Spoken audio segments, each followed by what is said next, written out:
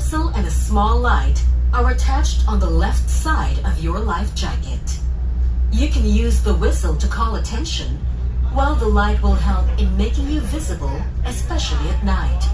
It has a luminous intensity equivalent to one candlelight. The power supply will last up to 8 hours.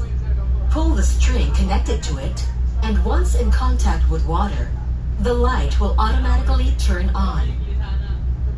Pito at maliit na ilaw ay makikita sa kaliwang bahagi ng life jacket. Ang pito ay magagamit sa pagtawag ng pansin at ang ilaw naman ay makakatulong para ikaw ay madaling makita lalo na sa dilim. Ang ilaw ay may lakas na katumbas ng isang kandila. Tatagal ito ng higit kumulang ng 8 oras. Hilahin ang tali na kasama nito, maghintay ng sandali, at ito ay iilaw ng kusa kapag nabasa ng tubig.